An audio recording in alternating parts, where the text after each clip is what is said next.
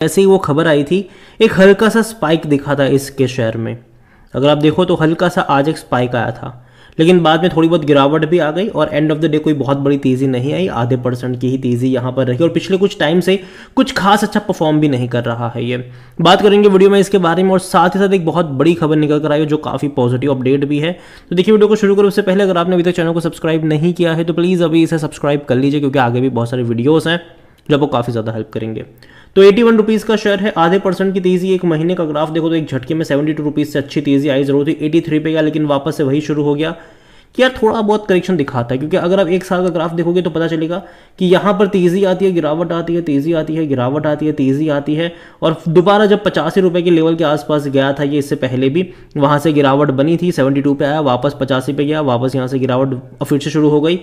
तो देखना यह है कि भाई साहब इस लेवल पर सक्सेसफुल ये टिक पाता भी है कि नहीं, क्योंकि ये लेवल इंपॉर्टेंट है। अगर इसको तोड़ दिया तो कहीं ना कहीं आगे 90 रुपये तक के भी लेवल देखने को मिल जाएंगे, लेकिन अगर नहीं तोड़ पाया तो वापस वही 75 रुपये का लेवल देखने को मिलेगा। और मैं पहले भी बोल चुका हूँ कि मुझे ये बैंक अच्छा लगता है, लेकिन 70-75 रुपये का लेवल, और जब भी वहाँ पर गया एक अच्छी खासी रफ्तार हमें देखने को मिली है।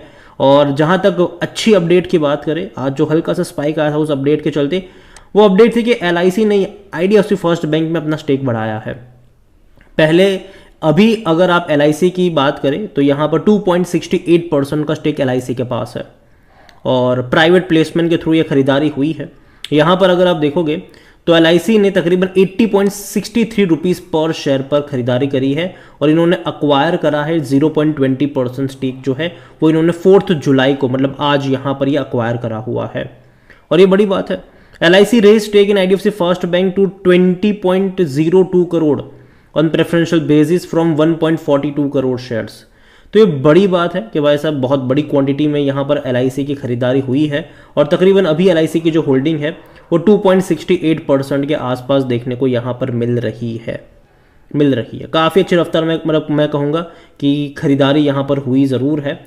और according to the exchange IDFC first bank is a private sector bank. अगर इसका जो मार्केट कैप अगर आप देखोगे तो वो तकरीबन 57,000 करोड़ के आसपास देखने को मिल रहा है।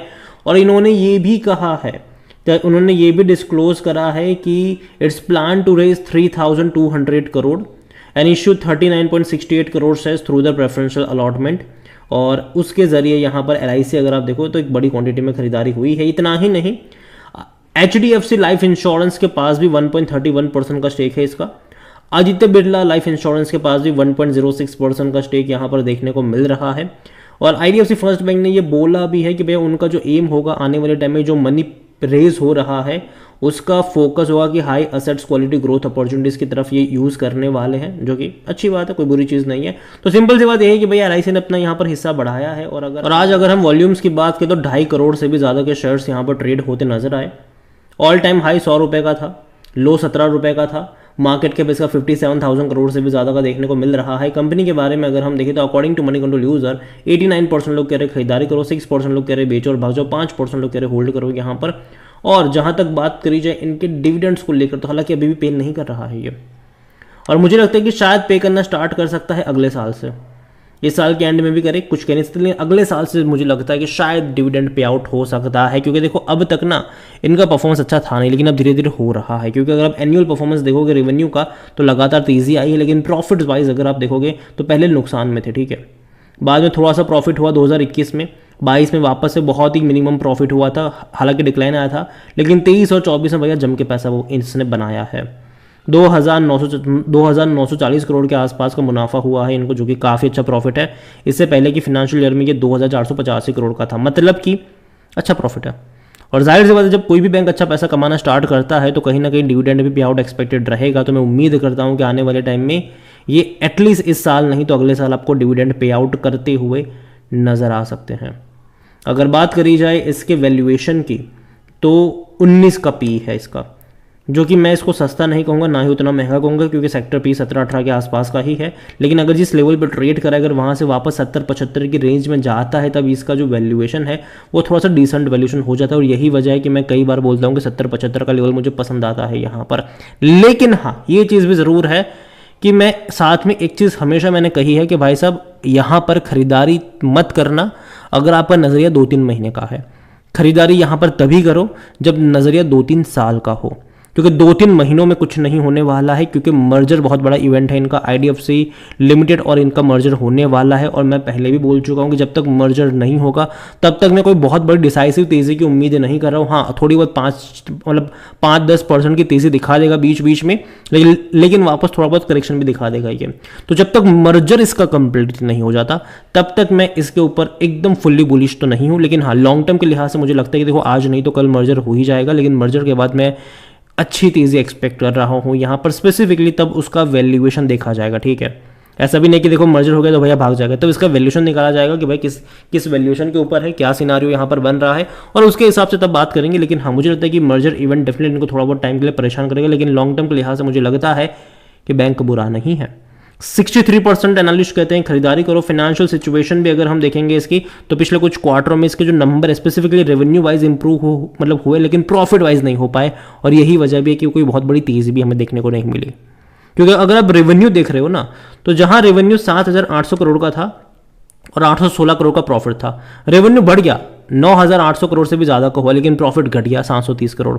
तो कहीं ना कहीं पिछले 4 क्वार्टर का भी अगर आप प्रॉफिट देखते हो इनका, तो 730-740 करोड़ के आसपास है, जबकि रेवेन्यू लगातार बढ़ रहा है, मतलब मार्जिन पे दबाव बन रहा है इनका। तो ये एक प्रॉब्लम ज़रूर है, ये एक प्रॉब्लम ज़रूर कि देखो मार्जिन पे दबाव तो है यहाँ पर, और कहीं ना कहीं मुझे लगता है कि रेवेन्यू डेफिनेटली अच्छे हैं यहाँ पर, लेकिन इनके प्रॉफिट्स भी बढ़ने ज़रूरी है। अगर वो नहीं बढ़ता है तो दिक्कत डेफिनेटली यहाँ पर हो सकती है। लेकिन हाँ, लॉन्ग टर्म के लिहाज से मुझे लगता है कि कंपनी डेफिनेटली अच्छा करेगी। शेयर होल्डिंग के बारे में अगर हम बात करें तो प्रमोटर की होल्डिंग 37.43% की है और एक भी शेयर गिरवी नहीं है। 2.67% म्यूचुअल फंड के पास है, 4.14% का स्टेक डोमेस्टिक इंस्टीट्यूशन के पास है, 23.65% एफआईएल्स लेकर बैठे हैं। रिटेल और अदर की मिलाकर 32.11% की होल्डिंग है, जिनमें से रिटेल इन्वेस्टर 15.36% पर है और जो अदर पार्टीज है वो 16.75% का स्टेक यहाँ पर लेकर बैठे हुए हैं। ओवरऑल अगर आप देखो तो शेयर होल्डिंग पैटर्न उतना बुरा भी नहीं है, लेकिन एफआईएल्स की होल्डिंग बहुत ज़्यादा है यहाँ पर। कहीं ना कहीं म्यूचुअल फंड और डोमेस्टिक की भी होल्डिंग यहाँ पर होनी चाहिए, लेकिन देखते हैं कि आने वाले क्वार्टर में शेयर होल्डिंग पैटर्न में कोई चेंज आता है कि नहीं, स्पेसिफिकली शेयर में जिस तरीके से पिछले 1 साल से कंसोलिडेशन चल रहा है उसके बाद वो देखना यहाँ पर इंपॉर्टेंट होगा। तो देखिए ओवरऑल अगर मैं IDFC फर्स्ट बैंक के बारे में देखूँ तो 81 रुपीज़ का शेयर है, 3% की ही तेज़ी है पिछले 1 साल में, लेकिन ग्राफ अगर आप देखो तो अप्स एंड डाउन्स वाला ही रहा है। और कहीं ना कहीं जब भी ये 75 की रेंज में जाता है तो एक तेज़ी देखने को मिल जाती है, लेकिन जब भी ये 85 की रेंज, मतलब 85 से 90 की रेंज में जा रहा है तो वहाँ से ये सुस्त होता है, वापस से गिरावट भी यहाँ पर देखने को मिल रही है। तो वो चीज़ यहाँ पर ज़रूर है, लेकिन 5 साल का ग्राफ देखो तो ग्राफ इंटरेस्टिंग भी है, बड़ी तेज़ी दिखाता है। और ऐसी ही गिरावट अगर आप जो अभी आप देख रहे हो यहाँ पर पिछले कुछ टाइम से, ऐसे ही गिरावट 2021 और 2022 के दौरान आई थी और पूरा 1 साल चली थी, उसके बाद अच्छी तेज़ी आई थी। तो यहाँ पर मुझे लगता है कि शायद थोड़ा सा और टाइम ये इस तरीके से प्रेशर झेल सकता है, लेकिन उसके बाद एक तेज़ी एक्सपेक्टेड रहेगी। लेकिन हाँ, तब तक मर्जर का प्रोसेस मुझे लगता है कि कंप्लीट हो जाना चाहिए। अगेन ये मेरा पर्सनल ओपिनियन है और कोई भी इन्वेस्टमेंट एडवाइस नहीं है मेरी यहाँ पर, ठीक है। खरीदारी बिकवाली करना आप ही के ऊपर है। वीडियो को यहीं पे एंड करता हूँ।